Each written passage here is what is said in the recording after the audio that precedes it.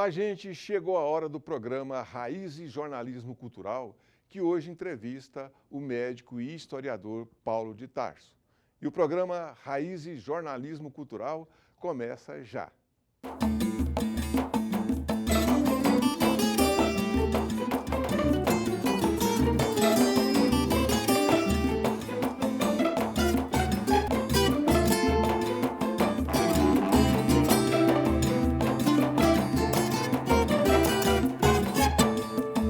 O programa Raízes Jornalismo Cultural de hoje entrevista o médico e historiador Paulo de Tarso.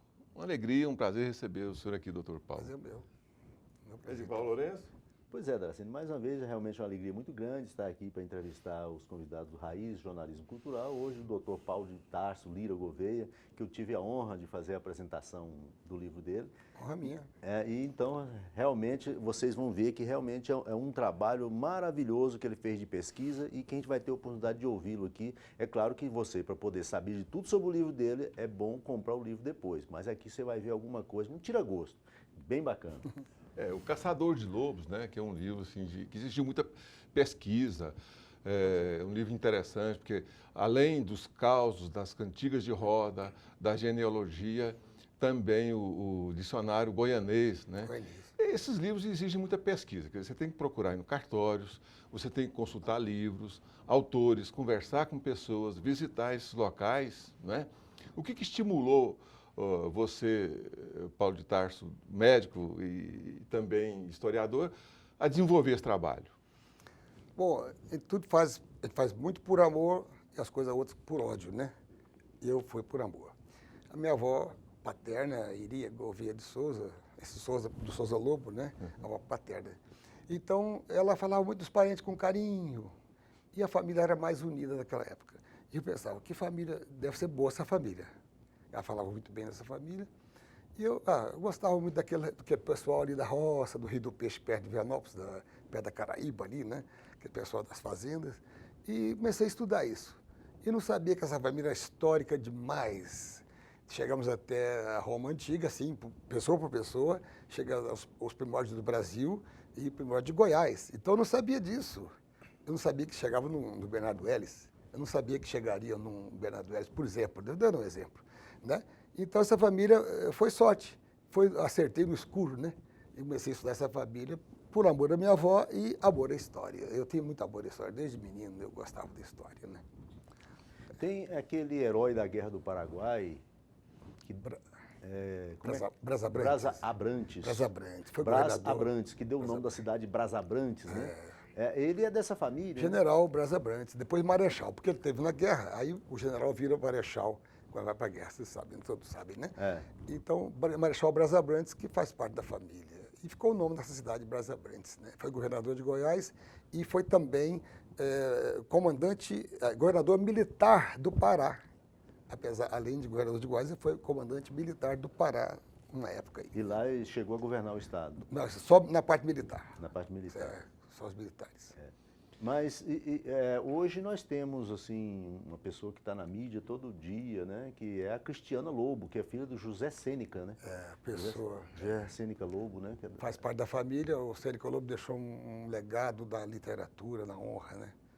Uma pessoa que nos deixou muita saudade. Uma família muito grande. Amigo meu, dele era muito amigo, família muito grande. E a Cristiana Lobo é um exemplo de pessoa bem-sucedida no jornalismo, né? A Cristiana Lobo, né? Filho Bem, dele. doutor Paulo de Tarso, você está um pouco nessa história do seu livro, né? Naqueles momentos que você conta os causos, você conta histórias lá da roça, e algumas coisas chamam a atenção da gente, como o Zé Carreiro, né? Zé Carreiro. E, por falar em Zé Carreiro, nesse capítulo você também diz que foi candeeiro de carro de boi, né? Quer dizer, infância, né? médico, historiador e, viu, Edivaldo? Também candeeiro de carro de boi. Quem foi esse personagem? O Zé Carreiro? O Zé Carreiro. Ele existe ainda, é meu amigo, muito amigo meu, e deixou de mexer com carro de boi, que o carro de boi não existe mais, infelizmente desapareceu, né? E mexe com leite, né? Tira leite agora, né? Uma pessoa muito engraçada, barulhenta, ri muito e brinca, muito engraçado. E o filho dele é mais engraçado ainda, né? Tem as histórias do filho dele que fazia estrepolia. Chegava de madrugada na casa das pessoas, só de farra. arrancava a cerca das pessoas, a cerca dizia o nome de outra pessoa, para julgar a culpa da outra pessoa. Isso é coisa de rapazinho do interior, né? Essas brincadeiras desse tipo, o menino dele, o filho dele, né? Você se emociona quando fala de algumas passagens Tem. lá da roça, né? Quer dizer, depois você foi para a faculdade, fez medicina, hoje é médico pediatra, mas essas histórias continuam ainda na sua memória, nas suas recordações, Sem dúvida, né? O carro de boi não sai da nossa memória, né? O goiano, o mineiro, o brasileiro em geral, né? É muito ligado ao carro de boi. Sabe, eu mais velho um pouquinho, né? Eu vivi no carro de boi, né? Uma época, né, da minha vida. E eu morri de pena que o carro de boi, o boi de carro, né? O boi de carro, sendo esferroado, né? Por causa de pressa do carreiro, ou o nervosismo do carreiro.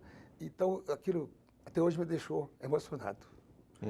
Existe um certo sadismo de alguns carreiros, né? Porque o boi não tinha razão nenhuma para estar apanhando e ele mete o ferro nele. E o boi não sabe correr no carro de boi. Não tem para onde correr, né? O boi não pode correr, o boi de carro de boi. O boi de carro não corre, né? Não. Não tem jeito. Não.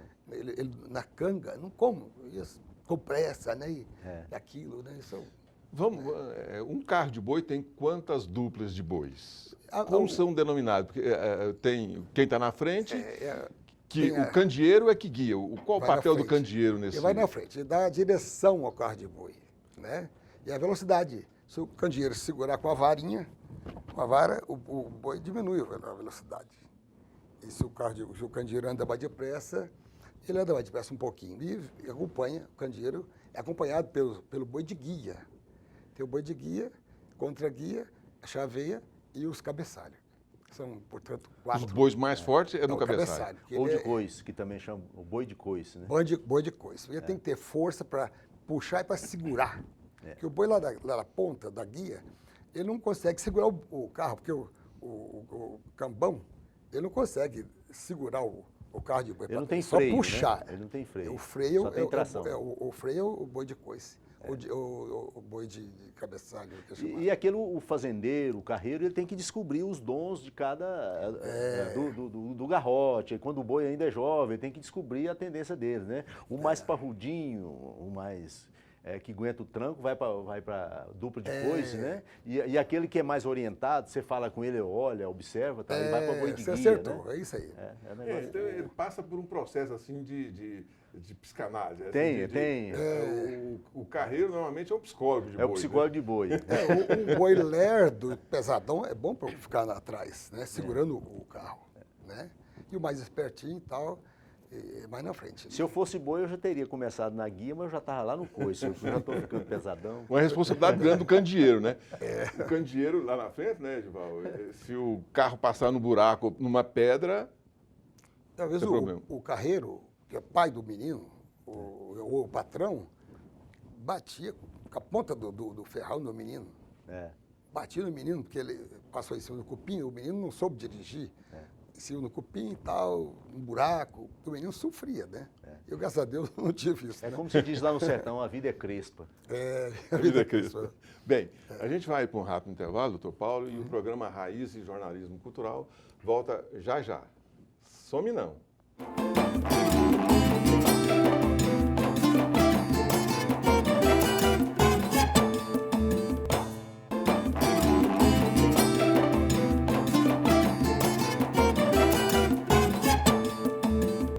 Programa Raiz e Jornalismo Cultural, hoje entrevista o Dr. Paulo de Tarso, que é médico e historiador.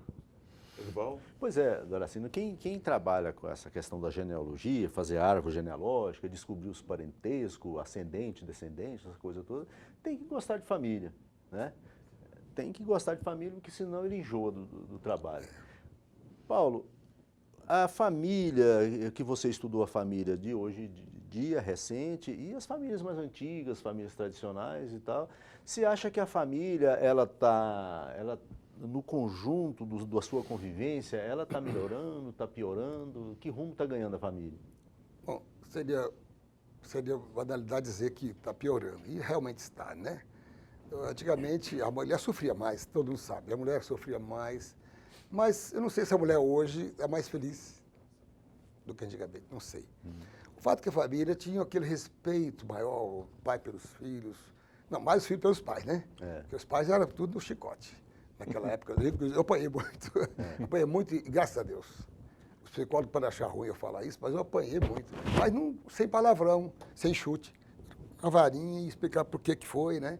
Então, eu me eduquei, eu acho que em parte foi isso aí, a severidade do meu pai, e ali tudo junto, todo mundo junto, né? Os pais juntos, sofrendo, mas ali unido um com o outro, apesar de briga de vez em quando, a família era unida, né? É. E o sonho dos filhos era o pai, quando ficar velhinho, morar com ele e tratar do pai. Hoje, o filho quer que o pai trata dele, trata dos filhos dele. Eu conheço família que o velho trata do neto, trata do bisneto. Né? Aquela coisa diferente. Hoje os filhos ficam com a dependência muito grande dos pais, né? E as famílias se visitavam, né? Quer dizer, Nossa, era os bom. parentes, os amigos, né? Recebiam visita de pessoas, às vezes, de longe, que vinham a cavalo, passava a noite toda viajando. Eu conto no livro que quando você ficava uma semana numa fazenda, a gente ia para outra fazenda. Na hora de sair era uma choradeira. As pessoas choravam de achar ruim de separar, já ficava com saudade antes de sair. Hoje não tem isso mais. Chora quando chega. Quando a visita chega, parece que você chora quando a visita chega. Né? Parece que é assim, né? Então, era uma felicidade estar junto. Parece que hoje estar junto é através de algum mecanismo eletrônico, tal, através de uma rede social, né? É mais aciado, né? Não, dizem que hoje a internet aproxima os de longe e afasta os de perto. Me falaram isso, achei interessante, né? Hoje não tem essa aproximação mais, essa amizade, essa alegria de ficar perto uns dos outros, né? A distância, às vezes, fazia que a pessoa encontrasse, fazia um mutirão, fazia uma festa ali. E hoje a pessoa pega o telefone e pensa que esse telefonema, essa comunicação é suficiente. E as pessoas têm que se encontrar, né? As pessoas o ser humano é social, né? Ele tem que se relacionar com os outros. E a questão da família é muito importante, como você está dizendo. Eu, o Edivaldo, somos lá da roça. Eu tenho um pé na roça, nasci na roça, me criei na roça, vim para Goiânia, já tinha uns 10 anos de idade. Mas assim, a gente sente a saudade desse tempo das famílias, né? Esse livro seu, você levantou essa genealogia da sua família e você descobriu fatos muito interessantes de pessoas que às vezes você nem imaginava que fosse seu parente. Muitas pessoas, inúmeras pessoas que eu não pensava, nunca sonhava, né? Falei agora mesmo do Bernardo Ellis. Nunca sonhava que eu fosse do meu tronco, né? E eu, honradamente, pertence ao meu tronco. E outras pessoas muito importantes em Goiás, né? Não sei se eu falaria todos aqui, mas não dá tempo, né, de falar todos, né? Não, mas você pode mencionar aqueles que você acha mais importantes, doutor Paulo. O José Sêneca Lobo, não posso esquecer desse homem, né? E o ministro Lélio Viana Lobo, foi ministro da Aeronáutica do Trabalho Franco e do Fernando Henrique Cardoso. Vem o governador Brasa Brandes, governador Herculano Lobo, e muitos, né? Inúmeros, né? E tem também o Americano do Brasil. Qual a cidade de Goiás que não tem um grupo escolar Americano do Brasil? Uma rua, né? Ele pertence ao tronco, era médico também, jornalista. E ele foi que apresentou o projeto da Pedra Fundamental de Brasília, o lançamento dela, e Pitas Pessoa, que assinou. Então, são pessoas importantes, né? E aí Joaquim Lúcio, que todo mundo de Goiânia conhece, Joaquim Lúcio, né? E inúmeros, né? Não dá para lembrar de todos aqui, né? Então, a família é importante, eu não sabia disso. Eu acertei no rumo, no escuro, né? O senhor fez o livro assim como aquele jogador de futebol, né? Que pega na veia e a bola vai dentro do gol e indefensável. Mais ou menos essa descoberta, né, dessas coisas todas que o livro seu traz. Você trabalhou quanto tempo na pesquisa dessa família do Souza Lobo? O começo mesmo tem 27, 28 anos. Comecei e parei. Medicina, tantas coisas e tal. Há 13 anos, 15 anos eu recomecei mais devagar. Mas 5 anos para cá, todo dia, praticamente toda semana, né? Pesquisando nos cartórios do interior. E ficava uma semana em Formosa, uma semana em Santa Cruz, uma semana em Vianópolis, em Silvânia, juntando peças, né? E juntava ali, não tinha nada, uma coisa com a outra. Mas trazia para casa, aqui para Goiânia, e eu ia acertando, um quebra-cabeça. Que acertava, aquele era aquele, né?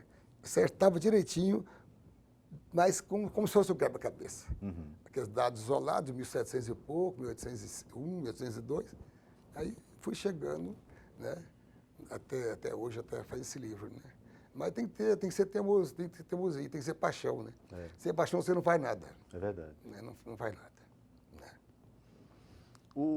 Você falou há pouca hora, né, da questão que você não sabia se a mulher naquela época sofria mais do que hoje, tal, mas parece que a mulher, apesar dela ter uma vida um pouco mais, digamos assim, mais afastada das atividades masculinas, assim, ela tinha um domínio maior sobre toda a situação, né? A mulher hoje está muito subjugada Trabalho. a pelo menos 2 expedientes, né? Um no trabalho e outro em casa. Naquela época ela ficava só em casa e dava uma coordenada assim de uma forma muito discreta, né?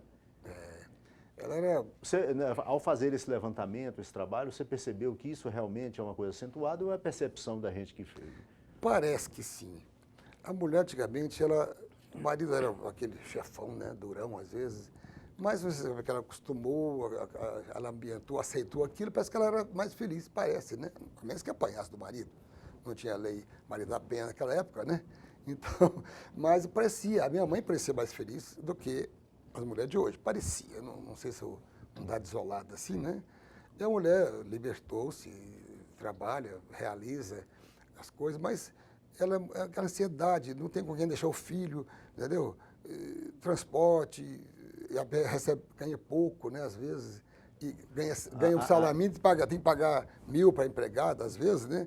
Para olhar o menino é maltratado às vezes, é complicado, né? Talvez seja... Não sei qual que é pior, né? Talvez... A mulher sempre sofrendo, né? Eu acho. Mas talvez a mulher, com a dádiva que Deus lhe deu de ser mãe, ao ficar perto do filho, e a mulher de antigamente, ela ficava mais próxima dos filhos, e ela realizava uma das suas missões, né, na vida, que é ficar perto do filho. Para a mãe não tem coisa mais importante do que estar perto do filho, né? Talvez seja isso, porque elas davam essa aparência de feliz, pelo menos nesse aspecto. No Né? aspecto de ficar com os filhos, né? Bom, doutor Paulo, nós vamos aí para um rápido intervalo e o programa Raiz e Jornalismo Cultural volta já já. Some não.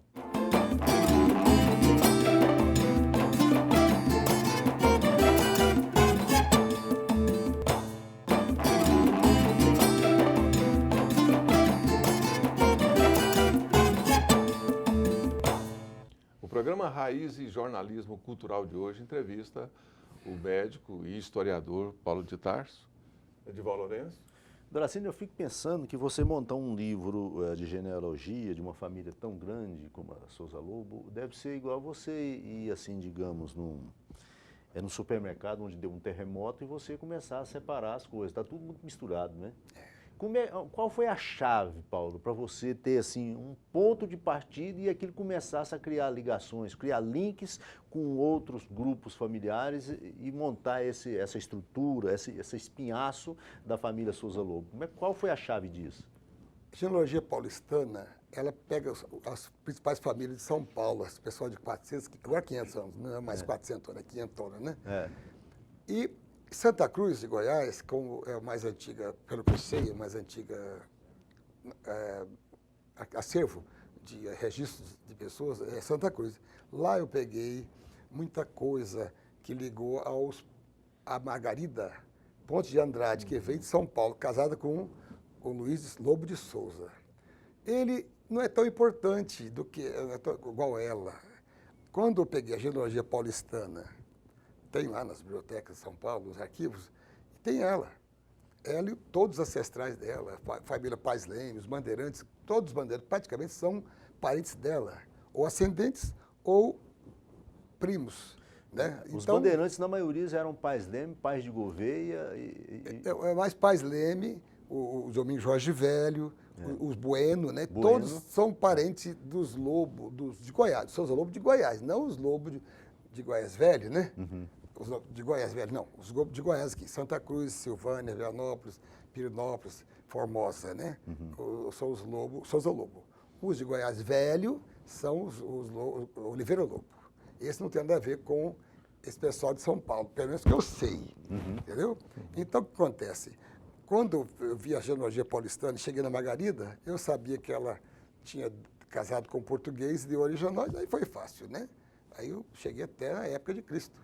Tem lá, nome por nome, o leitor vai ver. Nome por nome de meus filhos, que eu não tenho neto ainda, infelizmente, né?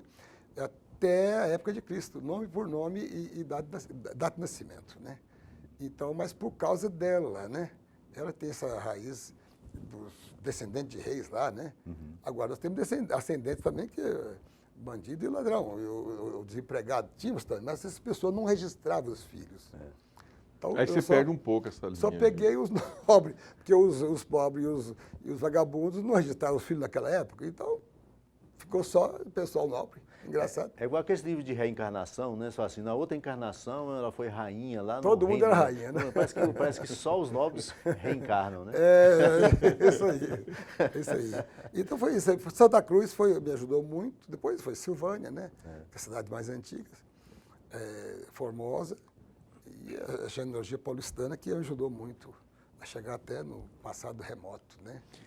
Você, né, Doracino, o Paulo agora está lançando um livro, é um livro que agora vai para o mercado e tal. Como é que está? Que dia vai ser o lançamento do livro? Onde vai ser?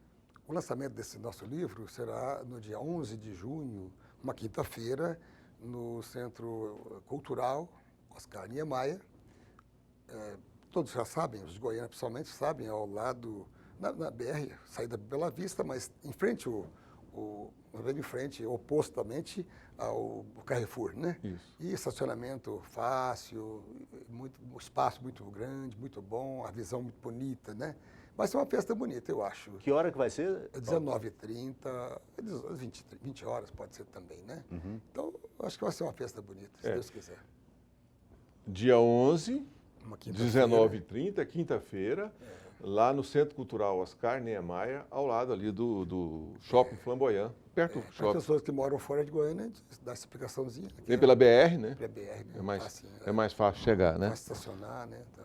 Doutor Paulo, uma curiosidade aí, Edival, saindo um pouco da genealogia, é das brincadeiras que as crianças faziam antigamente, da finca, do peão, do biloquê, né? Aquelas brincadeiras. Então, no seu livro você narra com muita propriedade não só essas brincadeiras de criança, mas também as cantigas de roda, né? Isso remonta à sua infância, né? Sem dúvida. As brincadeiras de criança tinham um objetivo, e eu mostro o objetivo.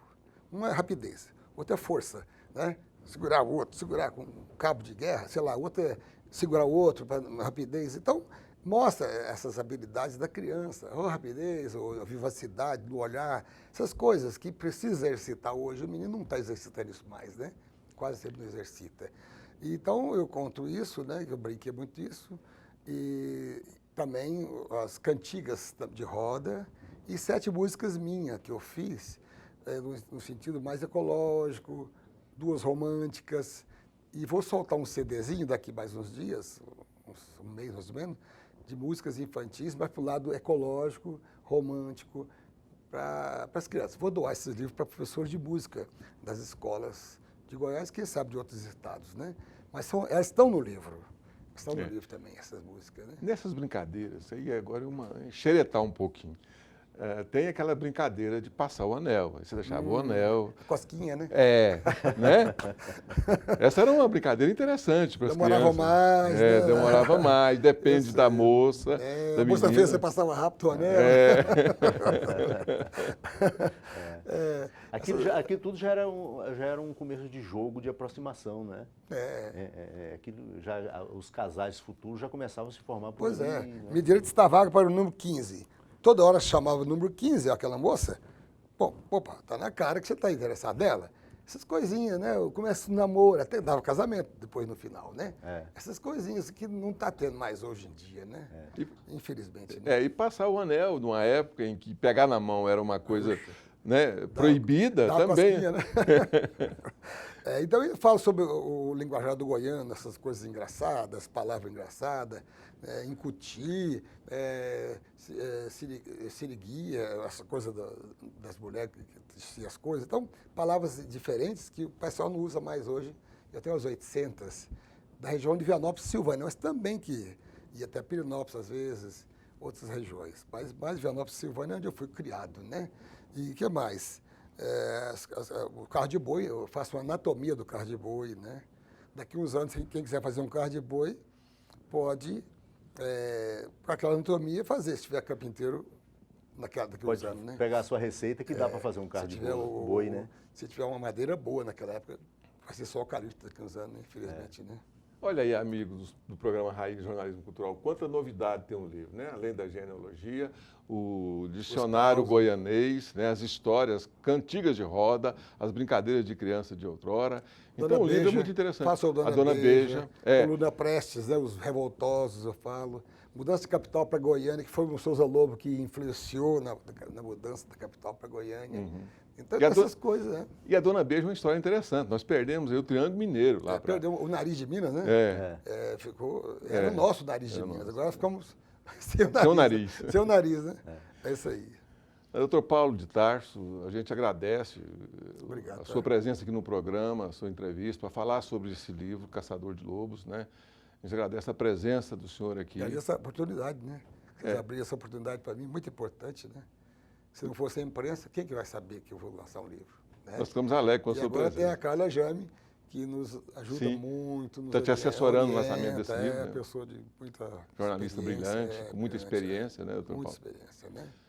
E ela, quem me indicou foi José Eduardo Moraes, que eu esqueci de falar dele. É o maestro, compositor. E ele, que me prefaciou, me orientou muito na parte genealógica antiga, na Europa. Ele que me ajudou muito. E meu livro foi prefaciado também pelo Dival Lourenço e Geraldo Coelho Vaz, um advogado competente, também historiador e genealogista. Então, eu estou bem assessorado. Muito bem assessorado. E vocês me deram esse chute final, né, na bola, né, para a coisa... É um timaço. Né?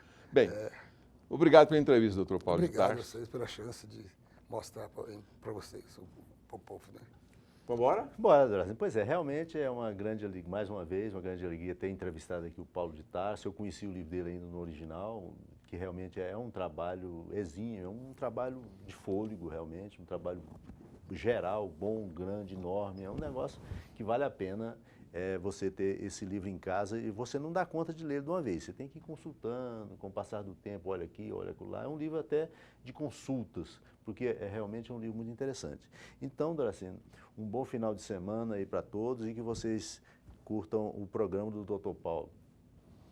Obrigado. Voltamos no próximo programa. Até lá. Some não.